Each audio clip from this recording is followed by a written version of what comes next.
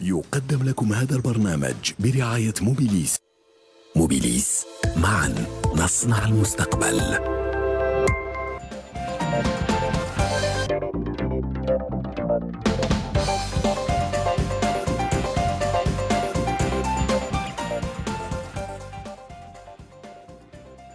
Merci de nous rejoindre sur Al24 News pour les pros de l'écho. Heureux de vous accueillir, comme à chaque fois, pour parler économie. Ce soir, viré en quelque sorte vers l'Est pour explorer le potentiel économique de cette partie de l'Europe dont on parle peu. La visite du président algérien Abdelmadjid Tebboune en Slovénie place l'Algérie dans une position idéale pour planter les jalons d'un nouveau partenariat diversifié avec les pays qui sont dans une dynamique économique positive et dont les fondamentaux sont compatibles avec ceux de l'économie algérienne. Cette visite a également permis d'explorer l'étendue des secteurs qui s'ouvrent à une coopération future et envoie également un message clair à l'Union européenne d'une Algérie et d'un marché algérien qui s'ouvre au monde et qui se donne les moyens de sortir des sentiers battus en matière de partenariat économique. Nous allons débattre avec nos experts juste après ça.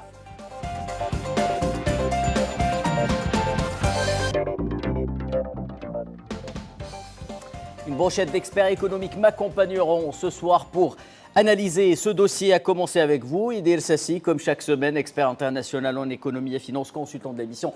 Bonsoir, merci d'être avec nous. Bonsoir Kherdine, merci pour l'invitation. À vos côtés, le professeur Brahim Gendouzi, économiste et enseignant à l'université Mouloud Maamri de Tizi Ouzou. Merci professeur d'avoir accepté notre invitation. Plaisir d'être parmi vous. Direction Vienne en Autriche où nous attend Arslan Chikhaoui, expert international en géoéconomie notamment. Merci d'être avec nous, monsieur Chikhaoui.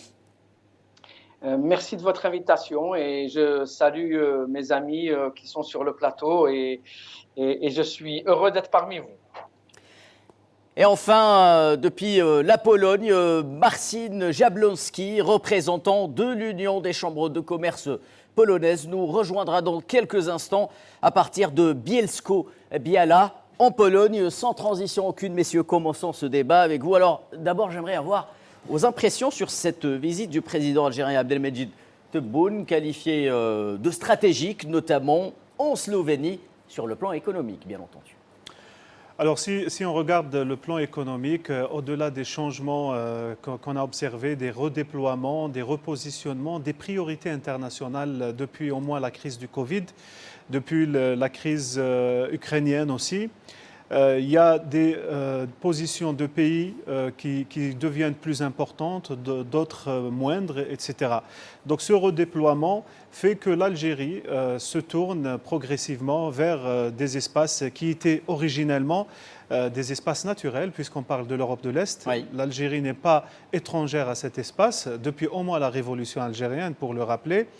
Et donc il y a des affinités qu'on devrait redéfinir avec les données actuelles de l'international. L'Algérie est un grand pays qui a des ressources, oui, mais qui a aussi d'autres ressources comme les ressources humaines qui ont des besoins et qui ont aussi beaucoup de potentiel. Des besoins, c'est la formation. Le potentiel, ils sont jeunes. On est prêt à recevoir donc des domiciliations de projets chez nous et faire des partenariats intéressants, chose qui devient de plus en plus rare avec des problèmes de logistique, etc. au niveau international, au moins depuis le Covid. Donc c'est un redéploiement normal et naturel et je m'attends personnellement à ce qu'il soit encore plus important vers ces espaces qui sont originellement des espaces communs et des espaces non étrangers à l'Algérie. Professeur Gendouzi. Alors, de mon point de vue, nous assistons actuellement à travers le monde à un processus de redéfinition des chaînes de valeur mondiales sur le plan des investissements, sur le plan des échanges commerciaux, des échanges humains. Et je pense que la crise du Covid a donné des leçons à tous les pays du monde. Et aujourd'hui, la mondialisation telle qu'elle a été vécue auparavant et telle qu'elle se reconstruit aujourd'hui, il y a des processus de redéfinition des chaînes de valeur, un raccourcissement, un redéploiement vers le voisinage. Et cet aspect-là intéresse de près l'Algérie, puisqu'elle doit se positionner sur ces chaînes de valeur de voisinage. Et je pense que la visite du président de la République en Slovénie s'inscrit dans ce cadre, d'autant plus que la Slovénie est un pays voisin d'un partenaire important de l'Algérie qui est l'Italie. Oui. Il y a beaucoup de projets avec l'Italie et je pense que cette dynamique dans cette région d'Europe et du monde va donner des résultats intéressants à moyen terme. Merci professeur Gendouzi. Je me tourne vers vous à présent, Arslan Chikhaoui. Vos impressions par rapport à cette visite qualifiée de stratégique du président algérien Abdelmejid Tebboune en Slovénie sur le plan économique. Alors, effectivement, c'est une visite stratégique, mais c'est également un pays stratégique. Pourquoi c'est un pays stratégique? Tout d'abord parce que la Slovénie fait partie de ce qu'on appelle l'initiative des trois mers. Donc, c'est un pays qui est ancré en mer Baltique Oui. et entre la mer Baltique et la mer Noire, d'accord? Et également a une dimension un petit peu stratégique au sens où c'est un pays qui joue le rôle de pont entre les pays baltes et les pays de l'Union européenne. Donc, il est vraiment au centre de l'Europe, d'accord? Donc, quelque part, qu'est-ce qui se passe? Il se passe que, qu'on le veuille ou pas, les paradigmes et les paramètres d'analyse de l'époque sont en train de changer, puisqu'il y a une reconfiguration géopolitique de la planète, mais également de nos espaces qui soient communs ou qui soient d'intérêt commun ou qui soient stratégiques. Donc, aujourd'hui, la majorité des pays, les pays de l'ancien bloc de l'Est, si j'ose dire, ou les anciens pays satellites de l'Union soviétique, qui avaient, après la chute du mur de Berlin, adopté une politique de convergence pour pouvoir un petit peu être au standard européen et pouvoir intégrer l'Union européenne, s'étaient détournés à l'époque de la Méditerranée. Oui. Et par conséquent, nous avions une logique de globalisation qui leur permettait de développer cette politique de convergence. Et d'ailleurs, la Slovénie a pratiqué, après la chute du mur de Berlin, ces trois réformes. La réforme géographique d'abord, la réforme politique ensuite et la réforme économique. Alors, il est clair que par rapport à tout cela, aujourd'hui, il y a de toutes les façons des tendances à la déglobalisation, Oui. d'accord, des échanges notamment. Et par conséquent, tous ces pays-là qui étaient en train de regarder vers l'Est à l'époque, et qui se détournaient de la Méditerranée, commencent à revenir vers la Méditerranée. Pourquoi? Parce que la Méditerranée est considérée par ces pays-là comme étant un espace ou une aire d'intérêt commun. D'accord? Et par conséquent, cette Méditerranée est aussi un facteur ou un espace d'approvisionnement de ressources énergétiques et minières. Notons surtout que la Slovénie, oui, c'est un petit pays, c'est 2 millions d'habitants, effectivement, Oui. mais c'est un pays qui a développé la technologie, qui s'est axé sur l'intelligence artificielle aujourd'hui et qui a été beaucoup plus dans la conversion énergétique, donc dans l'énergie verte. Et par conséquent, ce pays, donc la Slovénie, a besoin d'un certain nombre de ressources minières, notamment les minerais critiques et les minerais stratégiques qui servent à la quatrième révolution technologique qui est celle de l'intelligence artificielle. Merci, docteur Chikhaoui.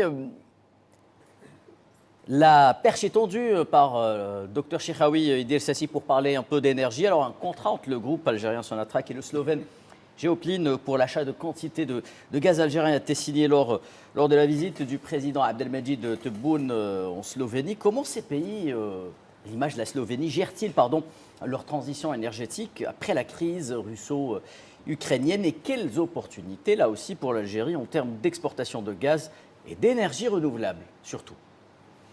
Alors, ce qui serait intéressant, effectivement, on parle, c'est un pays, effectivement, qui est petit par la taille et par la population, mais c'est aussi voir les opportunités de créer des expériences de partenariat qui pourront être dupliquées, capitalisées par l'Algérie, notamment bénéficier d'un transfert de savoir-faire pour les formations, parce qu'il parlait, docteur Cheikhaoui, il parlait des mines, le secteur des mines, les terres rares, Oui.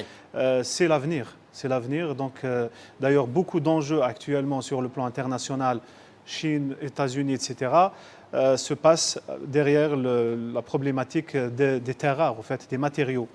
Donc, l'Algérie, étant un pays qui a des ressources, devrait, et c'est ce qu'on est en train de voir, développer ses capacités de maîtrise de cette nouvelle ère, de la quatrième révolution qu'on attend, c'est celle du numérique, etc. Et donc, même si c'est des contrats, entre guillemets, qui sont petits, mais le gain qu'on aura, ce n'est pas forcément le nombre de barils qu'on va vendre, mais cette expérience d'énergie renouvelable, de solutions pour l'avenir et notamment un pays comme l'Algérie qui, je disais tout à l'heure, c'est une expérience avec un pays de l'Est qui est pionnier, de l'ex-Yougoslavie, oui. Mais c'est aussi, je m'attends à ce que l'Algérie retrouve ses relations naturelles depuis très longtemps dans cette aire géographique avec d'autres pays aussi qui ont aussi des expériences intéressantes à partager.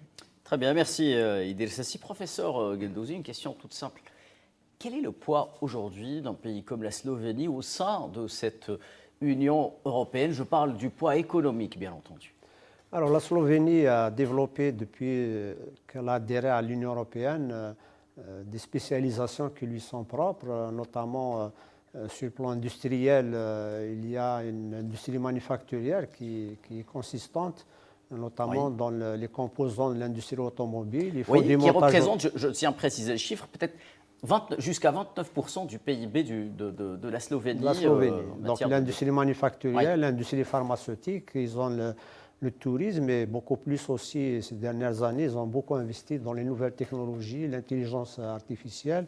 Ils ont un potentiel humain de qualité. Et je pense par rapport à cela, l'Algérie donc peut nouer des relations de coopération solides et à moyen terme.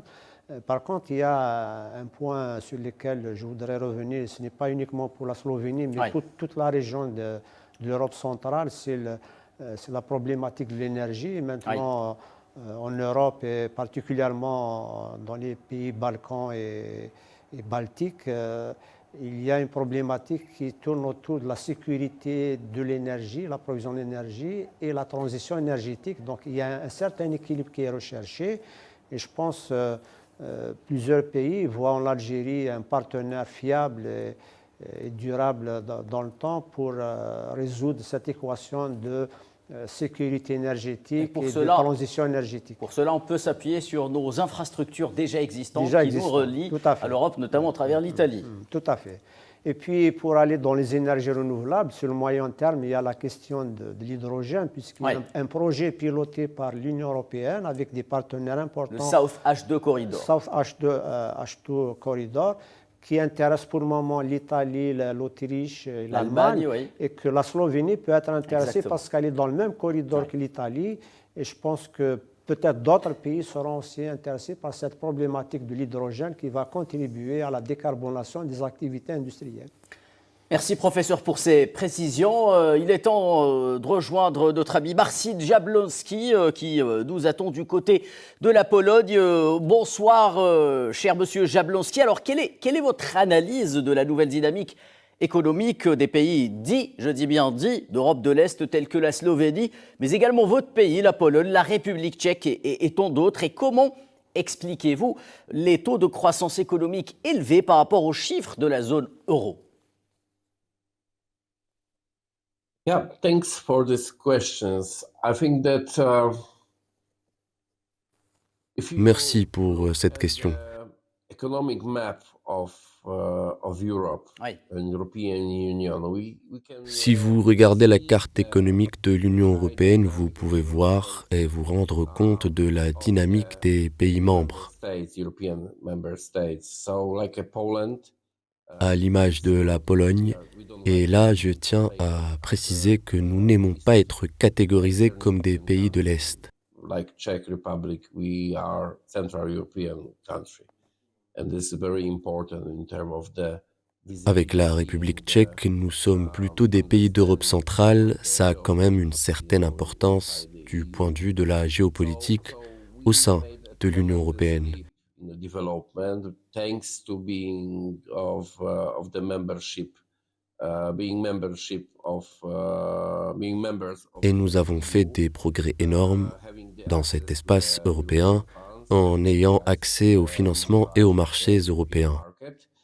And thanks to it, we had the upper hand to organize the forestation. Grâce à quoi nous avons eu la chance de bénéficier d'un plan en matière d'IDE en attirant des investisseurs, ce qui a permis par exemple à la Pologne d'être le deuxième plus gros producteur de batteries de lithium dans le monde, derrière la Chine.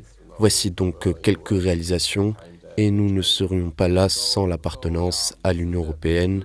Et c'est à peu près la même situation en ce qui concerne la Slovénie ou la République tchèque. Without being the member of the EU, and the same situation, I think, is according to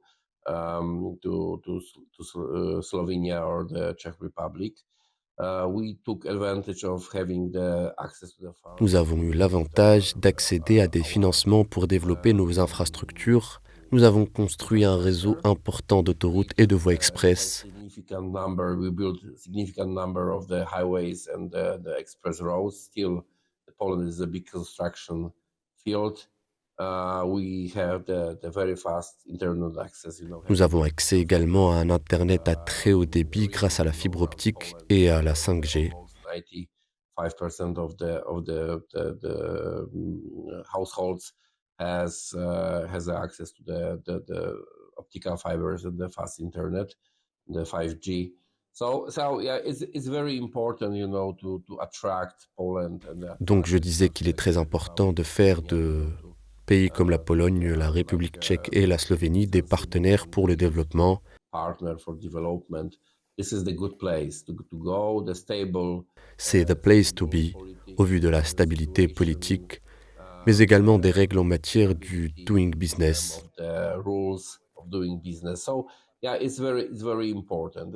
Dans le même temps, les pays traditionnels de l'UE comme la France, l'Allemagne, sont un peu entrés en hibernation pendant quelques années, pensant que la situation géopolitique n'allait pas changer, ce qui a été une grosse erreur. Vous voyez ce qui arrive aux produits allemands, par exemple. But it was a big mistake. Look at Germany, for example. Many of made in Germany products are not manufactured in Germany. So they lost. Donc ces pays ont perdu du temps en ayant tourné le dos au développement et s'étant endormis sur leur laurier en matière d'accélération du développement. Existing connections than to think about the quick development. This is the main factor that hinders them from to stop them, from quick development. And what we think, that the Polish economy, the Czech. L'économie polonaise est plutôt bien managée actuellement. Elle est boostée par des facteurs qui nous poussent à aller plus loin que la zone euro. International factors, they attract us to go outside Eurozone and try to. This will be the next fuel for development in the future. Je reste avec vous, Monsieur Jablonski. Est-ce que vous pouvez nous faire en quelque sorte une espèce d'analyse soit de l'environnement économique dans les pays dits d'Europe de l'Est? I think that when you look at the Central and East European countries, you can. Je crois que lorsque vous regardez les pays du centre et de l'est de l'Europe, vous pouvez constater que nous sommes quand même différents. Same level of development in Poland as the development in Bulgaria. On n'a pas le même niveau de développement en Pologne qu'en Bulgarie. Bien entendu, il y a des changements majeurs qui se produisent. The digital country which you can do everything in. Si vous allez en Estonie, vous êtes devant un pays digitalisé où vous pouvez pratiquement tout faire à partir d'un téléphone. So it's not the same environment, but if we think about something which is in common. Ce n'est pas le même environnement, mais le point qui pourrait être commun aux pays leaders de cette zone, c'est l'éducation. Cela signifie que nous avons des gens brillants, intelligents et nous faisons beaucoup d'efforts pour améliorer l'éducation de nos citoyens. C'est sans doute le facteur le plus déterminant pour ces pays. And we really put a lot of efforts to make our citizens well educated. This is for sure. This is the strongest point ever, which really is important in all countries. Second is about the question of infrastructure. Deuxièmement, il y a les infrastructures, y compris au niveau des pays récemment constitués. Ils investissent beaucoup pour développer leurs infrastructures.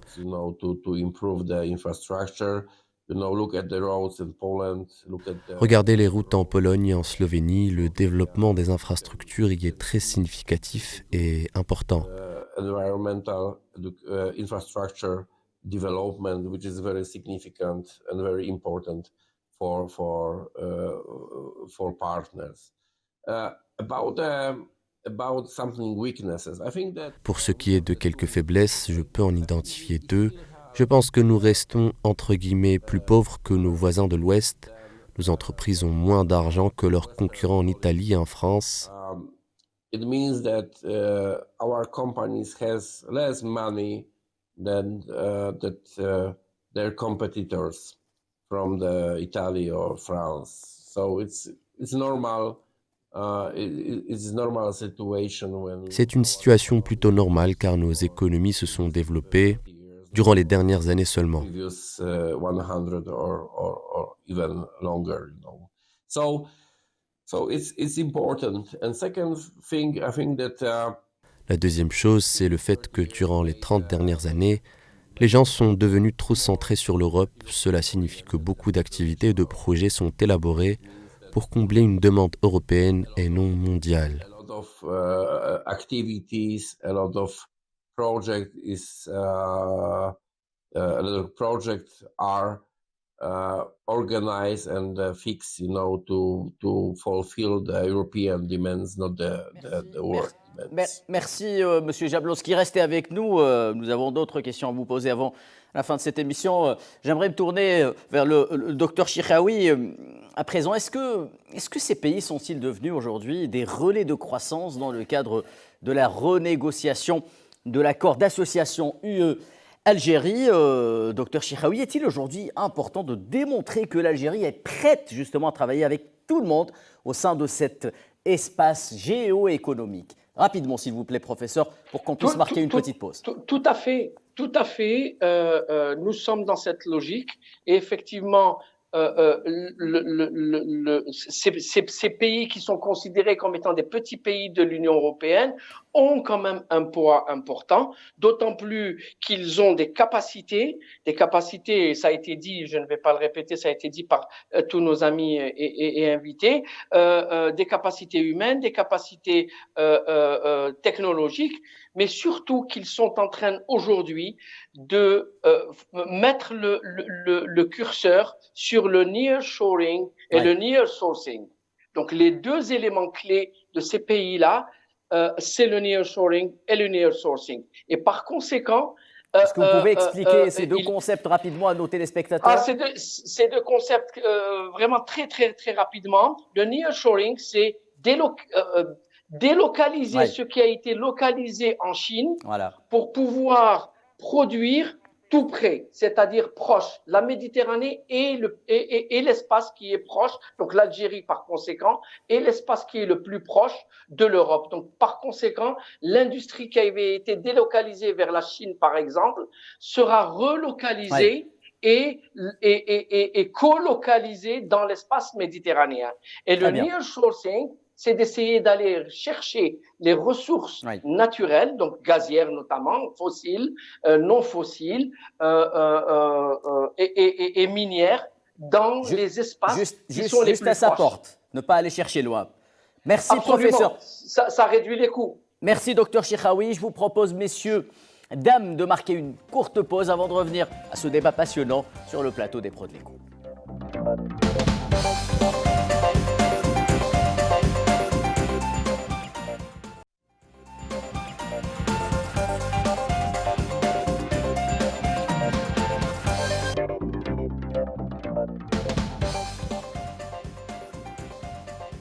Très chers téléspectateurs, si vous venez de nous rejoindre, bonsoir sur le plateau des Pros de l'Écho. Nous parlons ce soir de la dynamique économique entre l'Algérie et certains pays dits de la zone Europe de l'Est à l'occasion de la visite du président algérien Abdelmadjid Tebboune en Slovénie. Idil Sassi, nous parlions tantôt avec le docteur Chiraoui qui évoquait ces deux concepts de nearshoring, de nearsourcing qui sont au cœur justement de la diversification économique algérienne à travers ce plan vaste destiné à l'investissement. Alors exactement, c'est une opportunité pour un pays comme l'Algérie. On a toujours défendu l'idée du hub pour le pays, pour la domiciliation parce qu'il y a les ressources, pas seulement les ressources naturelles mais humaines aussi. Il y a la position géographique du pays qui est connue et puis il y a l'infrastructure aussi, donc l'infrastructure énergétique qui est prête et une maîtrise technique derrière depuis au moins 54 ans dans l'énergie. Alors tout cela c'est des facteurs importants dans la balance. Il y a de l'autre côté, depuis 2020 à peu près, si on parle des banques et des visions par rapport au développement, on a vu les problèmes de logistique qu'on a vécu durant cette crise. Il y a cette idée que dorénavant, il faut essayer de produire là où on a les ressources disponibles. Alors pour des raisons purement stratégiques et purement pratiques, mais aussi pour l'environnement. C'est bien de promouvoir le développement, mais faisons le développement de façon bien. C'est-à-dire qu'on ne va pas impacter l'environnement plus, etc. Il y a des restrictions par rapport au transport et des coûts, etc. On peut rappeler par exemple la Slovénie où tous les transports publics en Slovénie sont des transports dits verts. Exactement, c'est très important. Juste un mot par rapport aux pays de l'Est en général, rappel rapide. Je disais au début que c'est la Slovénie, c'est la Yougoslavie. L'Algérie devrait jouer sur ces cartes ces rapports historiques qu'on a avec cet espace, mais il faut savoir que depuis la chute du mur de Berlin, les pays de l'Est sont des pays atlantistes. Alors, on parlait de l'Europe, c'est vrai qu'il y a eu un effort grand vers les pays de l'Est, le marché, les réformes, les fonds, etc. Notamment membre de l'OTAN. Exactement, mais c'est des pays atlantistes. Il ne faut pas oublier ça et c'est très important. À l'époque, il y avait au moins 400 fonctionnaires américains du temps de Boris Yeltsin, etc. Et puis tous ces pays, il y a cette vision atlantiste.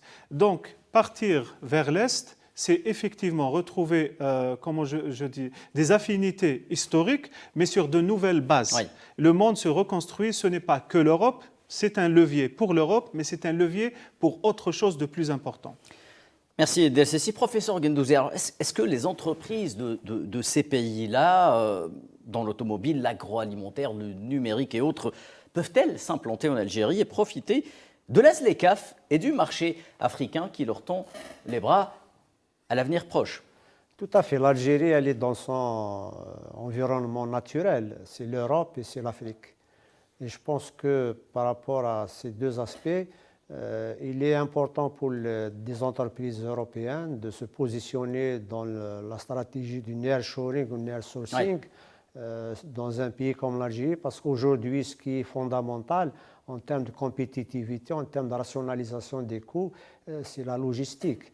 Et dans la logistique, il y a énormément de progrès, notamment technologiques, puisque avec les objets connectés à Internet, avec l'intelligence artificielle, avec les blockchains, la logistique a complètement muté, a évolué. Et je pense que cet aspect va donner plus de compétitivité vers le pays qui présente les facteurs indispensables de compétitivité, aussi bien dans la logistique, aussi bien dans la disponibilité de l'énergie à bon prix et la disponibilité d'une main-d'œuvre également bien formée. Et je pense que cette dynamique commence à évoluer déjà en Europe, puisque les pays européens, les pays de l'Union européenne du moins, et d'autres pays européens, ceux qui ne font pas partie de l'UE, sont dans cette logique aussi d'aller vers une industrie 4.0, de reformuler leur compétitivité des entreprises et d'aller vers ces stratégies de logistique nouvelles qui se confirment à travers le monde. Et je pense que c'est à travers cela que l'Algérie peut se positionner aussi bien en tant que fournisseur d'énergie, aussi bien en tant que pays exportateur, puisqu'il y a cette vision de diversifier nos produits vers des marchés et enfin diversifier nos partenaires économiques. Merci, professeur. Et justement, afin de mettre les jalons de ce partenariat, peut-être qui tend les bras aux opérateurs économiques algériens et leurs homologues slovènes, un forum d'affaires a eu lieu en Slovénie en présence des deux chefs d'État algériens, Abdelmadjid Tebboune et son homologue slovène. Je vous propose de revenir dessus dans ce sujet signé Neila Hamouda. La visite officielle du président algérien Abdelmadjid Tebboune en Slovénie marque une nouvelle ère de coopération renforcée entre les deux pays. Une rencontre placée sous le signe de la consolidation des relations bilatérales avec un accent particulier pour le partenariat économique qui passe à la vitesse supérieure. L'un des accords les plus marquants, entre autres, reste sans conteste le partenariat conclu entre le groupe Sonatrach et l'entreprise slovène Joplin pour la fourniture de gaz naturel, où l'Algérie, autant que puissance gazière, a un rôle clé à jouer. Le contrat signé prévoit l'acheminement de quantités de gaz naturel vers la Slovénie via le gazoduc reliant l'Algérie et l'Italie. L'Algérie joue dans cette partie du monde. Nous avons un intérêt qui, pour l'Algérie, comme un exemple, je voudrais mentionner l'accord entre Sonatrach pour la fourniture, le gaz naturel, qui rend l'Algérie un partenaire des plus importants. Le secteur industriel et commercial a également été au cœur des échanges avec une volonté commune de dynamiser les investissements croisés. Il y a des opportunités pour la coopération telles que l'énergie, la transition vers le renouvelable, les produits pharmaceutiques, la biotechnologie, où la Slovénie a une grande tradition, et aussi l'industrie des produits alimentaires, l'ouverture de nouvelles possibilités également pour le transport. Je suis convaincu que ces entretiens d'aujourd'hui, des hommes d'affaires, vont contribuer à sortir avec de nouvelles idées pour augmenter la taille de nos activités économiques, et je voudrais croire qu'on doit avoir des investissements communs. Une visite qui traduit la volonté des deux nations de franchir un nouveau palier dans leur coopération et des perspectives de développement mutuel. Le président de la République, Abdelmadjid Tebboune, appelle à renforcer la coopération avec la Slovénie.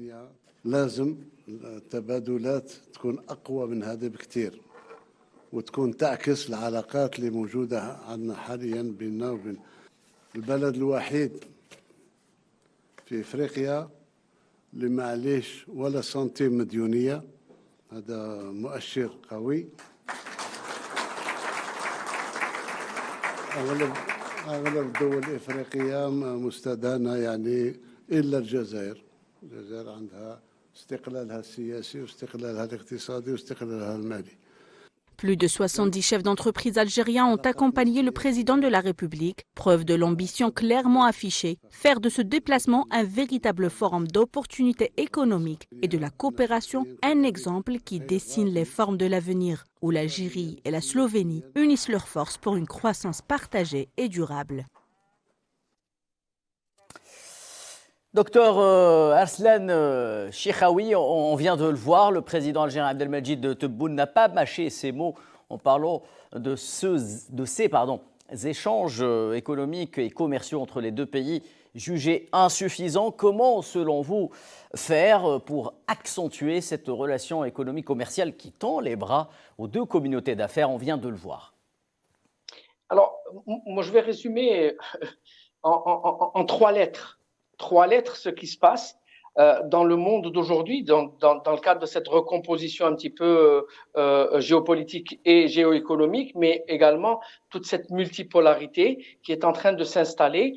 Je peux résumer en fait sur la base d'une logique des 3 M. Market, money and mobility. D'accord? Donc c'est marché, le argent, marché, mobilité.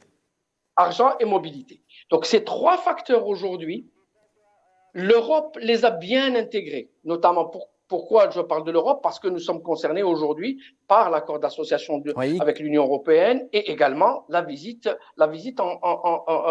d'État en Slovénie.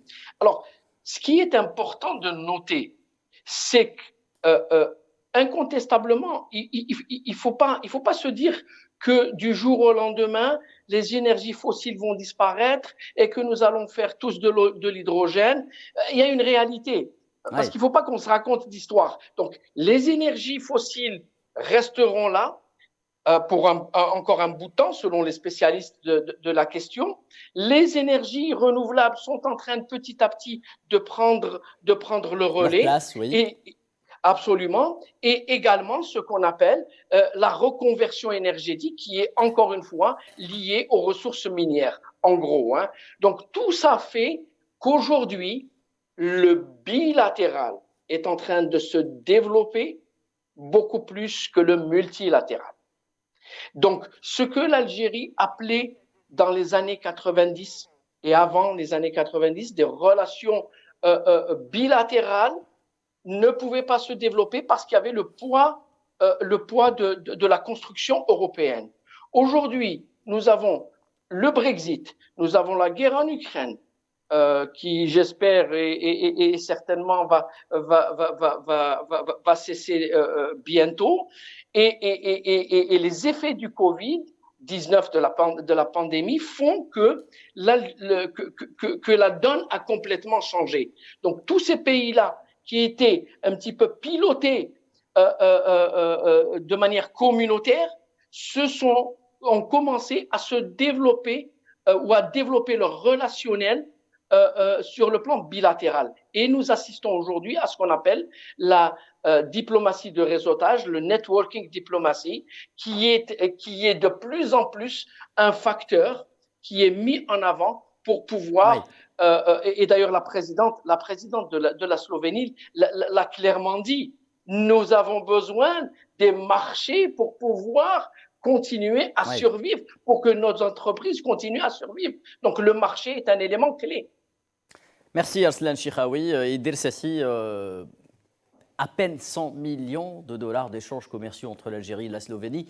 La Slovénie n'est qu'un exemple. On imagine que la dynamique avec l'ensemble des pays qui sont autour de la Slovénie doit être la même, alors que ces pays-là, la plupart de ces pays sont à 2 heures de vol d'Alger. Comment faire aujourd'hui pour accentuer les échanges avec ces marchés qui nous tendent les bras au moment où l'Algérie s'avance vers une diversification économique et commerciale inéluctable pour ces entreprises? Il faudra bien trouver des débouchés aux produits algériens. Ces pays nous tendent les bras.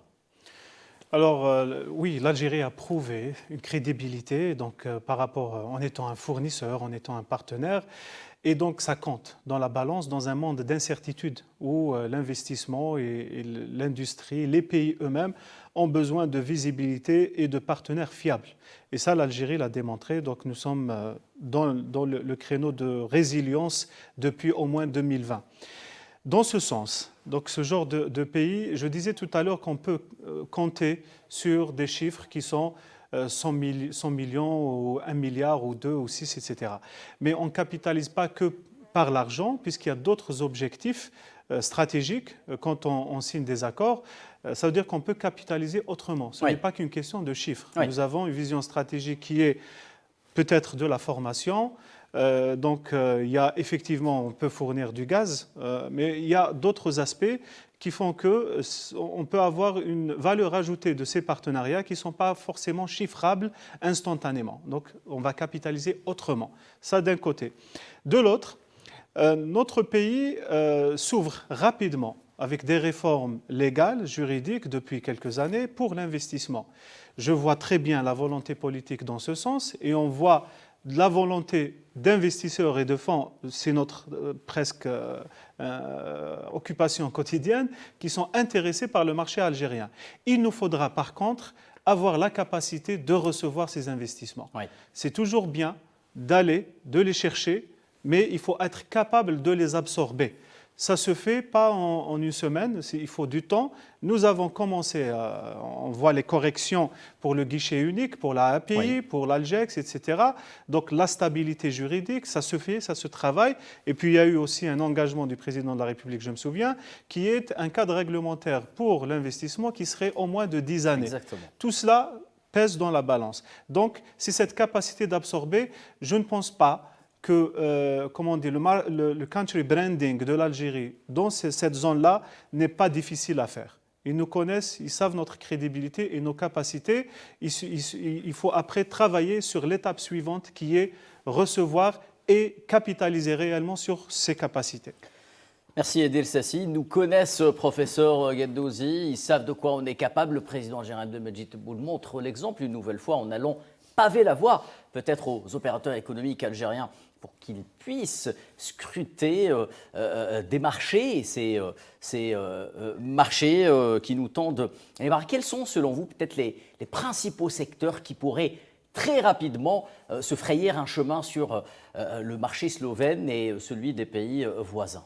Alors tout d'abord, par rapport au marché slovène et de façon plus large, les pays du balkanique ou du Balkan, oui. Comme les pays baltiques aussi, c'est des pays qui ont la même problématique de développement économique dans le cadre de l'Union européenne. Ils ont développé des secteurs d'activité pour lesquels ils sont devenus assez compétitifs, notamment dans l'agroalimentaire. Si je pense à la Pologne, elle a un potentiel dans l'agriculture et dans l'industrie aussi. Oui. Ces deux secteurs sont importants. À tel point que les agriculteurs polonais, souvenez-vous, ont refusé une espèce de concurrence déloyale imposée par Bruxelles par rapport aux produits venant d'Ukraine. Tout à fait, tout à fait. Donc cette logique-là existe actuellement. Et puis, il y a, il ne faut pas l'oublier, la transition énergétique en Europe qui est un point de fixation important. Et je pense que certains pays, ils ont un dilemme aujourd'hui parce qu'ils dépendent encore du charbon. L'exemple de la Pologne elle-même, la Slovaquie, l'Allemagne, la République tchèque, le charbon joue un rôle important. Mais l'inconvénient, ils essaient de trouver des solutions, c'est la pollution, c'est le CO2, c'est les changements climatiques. Donc ils sont dans une logique de groupe, parce que dans l'Union européenne, il y a cette logique de groupe de pays qui cherchent des solutions à une transition énergétique importante, parce qu'ils ont un programme sur le moyen terme, à l'horizon 2040-2050. Et puis, il y a cette préoccupation qui touche tous les pays européens, et c'est pour ça le rapprochement avec l'Algérie est facilité, parce qu'ils veulent en même temps sécuriser des approvisionnements pour le gaz qui devient un pilier central de la transition énergétique jusqu'à 2050. Le gaz naturel joue un rôle fondamental, et les infrastructures qu'a réalisées l'Algérie avec les deux pays européens, plus le potentiel que possède Sonatrach en GNL, en gaz naturel liquéfié, font que l'Algérie est devenue un partenaire important pour un corridor énergétique, pour un corridor aussi commercial, puisqu'en Méditerranée, comme je l'ai dit tout à l'heure, la logistique est devenue un atout important pour les entreprises. En Méditerranée, on peut faire beaucoup d'affaires. Merci, professeur. Barsi Diablowski, je reviens vers vous, cher ami. Je rappelle que vous êtes en direct avec nous depuis la Pologne. Et alors, poussons un peu le bouchon, si vous le voulez, un peu plus loin. L'Algérie s'inscrit, bien entendu, dans le cadre d'un accord d'association avec l'Union européenne dans ce partenariat bilatéral. Mais peut-on imaginer un partenariat en dehors, en quelque sorte, de l'Union européenne avec ce groupe de pays dits de la zone Europe de l'Est qui sont proches de l'Algérie et qui partagent peut-être quelques fondamentaux sur le plan économique? Est-ce que cela pourrait avoir une quelconque valeur ajoutée à vos yeux? Yeah, it's a good question. How can we create the cooperation outside the European C'est une bonne question. Comment pourrions-nous créer une coopération en dehors de la stratégie de l'Union européenne? Je crois que le principe le plus important c'est qu'il ne faut pas que chaque secteur, séparément, nous devons nous concentrer sur des problématiques communes et partagées. Young, how can we work with the young population? How can we support Algeria to be self-sufficient in terms of Comme par exemple, comment travailler avec une population jeune, comment aider l'Algérie à devenir autosuffisante d'un point de vue alimentaire, ou comment utiliser le développement de la production agroalimentaire en matière de logistique, etc. Bien sûr, nous ne devons pas négliger le développement des compétences propres à chaque secteur, mais il faudrait que cela ne soit pas au même niveau du plan directeur.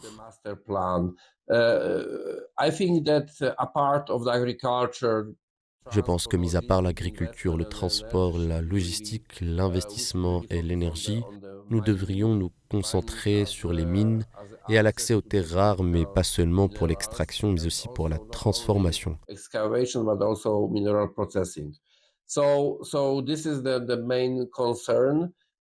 Voici les principales préoccupations en se basant sur la bonne expérience des années 70-80. Il est important de se focaliser sur le travail de groupe pour la spécialisation et la planification en créant des plans directeurs pour le développement et identifier quels sont les objectifs à atteindre. Transnational working groups, the specialists, and creating to draw the pathway, create the master plan for development, and to define the goals that we really want to achieve.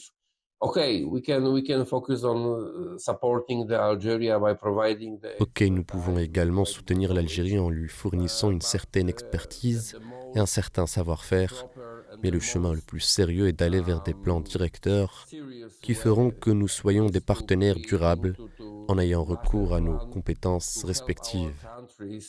Be the partners for a long time to use our skills and your skills to gain the synergy.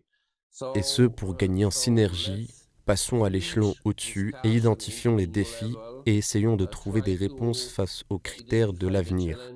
Je pense que c'est le chemin qui convient le mieux au développement. To fulfill the requirements of the future. This is, I think, the most convenient and most reliable way of development. Thank you very much. Merci Marcin Jablonski. Idil Sassi, même question. Est-ce qu'on pourrait imaginer en quelque sorte une espèce de partenariat naissant, allez, pour ne pas dire en dehors, parallèle à celui avec l'Union européenne, qui pourrait faire la part belle à la coopération économique entre l'Algérie et ce groupe de pays? À mon avis, rien ne l'interdit. Surtout qu'il y a des synergies, je disais, c'est ce qu'on disait tout à l'heure avec ces pays. Et puis, il y a un espace géographique également qui le permet, messieurs, c'est la Méditerranée. C'est la Méditerranée. Et puis, plus particulièrement pour la Pologne, il parlait du secteur des mines qui est très important. C'est un pays qui a une grande expérience dans les mines, même si maintenant c'est un pays qui a tourné la page de la mine, puisqu'il y a eu des faillites publiques. Solidarnosc et Lechvalesa viennent de ce secteur-là. Ces zones qui étaient pauvres, qui souffraient, qui n'étaient pas bien formées, qui travaillaient dans des mines, sont devenues actuellement des pôles technologiques et universitaires au centre de l'Europe. Donc ce genre d'expérience, ce genre de... Je rappelle le taux de croissance, messieurs, de la Pologne au sein de l'Union européenne. C'est le seul pays qui réalise des progrès avec plus, si je ne m'abuse, on vérifiera les chiffres, mais plus de 5% de croissance. 5%. C'est un pays qui est en plein recouvrement, parce qu'il faisait même mieux, je dirais, avant la Covid. Nous sommes dans une période de recouvrement depuis la Covid. Donc, disons que comment ils ont réussi à ce que des zones pauvres dans une industrie publique minière qui était complètement en faillite, à devenir des pôles où on fait de l'intelligence artificielle, etc. Il y a des expériences comme ça, que même sociologiquement, etc., je pense qu'on pourrait dupliquer en Algérie. L'exemple du sud de la Pologne, proche de la République tchèque, où c'est devenu un pôle très attractif, ils ont créé ce qu'on appelle des zones spéciales. Ce ne sont pas des zones franches, parce que la zone franche, elle travaille, elle fabrique, mais elle ne vend pas sur le marché local, elle exporte. Mais ce sont des zones spéciales, c'est-à-dire qu'elles peuvent travailler sur leur environnement. Et je rappelle, Idil Sassi, pour le cas de la Pologne, c'est un pays qui a souffert d'une espèce de bashing européen en matière de marché du travail, en accusant les employés, bien entendu, polonais qui s'exportaient dans d'autres pays, de faire du dumping en matière de salaire. Professeur, il nous reste moins de 2 minutes. Rapidement, votre impression sur cette espèce de partenariat qui pourrait naître en parallèle à celui avec l'Union européenne, avec l'Algérie, bien entendu. Je pense que les pays d'Europe centrale, les pays balkaniques sont dynamiques sur le plan économique. Ils ont une main-d'œuvre jeune, ils ont de la technologie, ils ont acquis de la technologie, ils ont développé des secteurs de l'industrie manufacturière performants. Par contre, certains pays de l'Union européenne, comme la France, l'Allemagne, ils ont un problème de vieillissement de la population. Ils ont d'autres contraintes beaucoup plus importantes sur le plan énergétique et je pense que la dynamique économique elle est beaucoup plus forte en Europe centrale et l'Europe de l'Est que des pays traditionnellement développés comme l'Allemagne ou la France ou la Belgique ou les Pays-Bas. Donc évidemment, cette dynamique, il faut aller l'encourager, s'inscrire dans cette nouvelle dynamique économique et technologique, parce qu'il ne faut pas oublier que nous sommes dans un paradigme de développement technologique important. Néanmoins, il y a une question de fond pour ces pays-là. Ils sont toujours dans l'Union européenne, c'est la Commission de Bruxelles, donc il y a des règles qui ont été édictées notamment en matière commerciale, en matière commerciale, d'environnement, etc., qu'ils sont obligés de les respecter parce que c'est un groupe, l'Union européenne, c'est un groupe de pays, c'est un marché commun. Et donc, il faut aller travailler avec ces questions-là, trouver des solutions pour que le partenariat puisse trouver des solutions gagnant-gagnant pour l'Algérie et pour ces pays-là. Mais c'est des pays, pour terminer, qui pourraient peser dans la balance lors de la prochaine renégociation de l'accord d'association entre l'Algérie et l'Union européenne. Si tant est, on est prêt à travailler avec eux dans l'avenir proche. Mesdames et messieurs, c'est la fin de cette émission. Laissez-moi remercier comme il se doit nos experts du soir. Idil Sassi, expert international en économie et finance. Brahim Gendouzi, économiste et enseignant à l'université Mouloud Maamri de Tizi Ouzou. Arslan Cheikhaoui, vous étiez avec nous en direct depuis Vienne. Après avoir été avant à Bruxelles, je tiens à le préciser, expert international en géoéconomie. Et enfin, notre ami Marcin Jablowski, qui était avec nous depuis Bielsko-Biała en Pologne. Vous êtes représentant de l'Union des chambres de commerce polonaises, entre autres. Mesdames et messieurs, c'est la fin des Pros de l'Éco. Rendez-vous la semaine prochaine. Nos programmes se poursuivent sur Al24 News.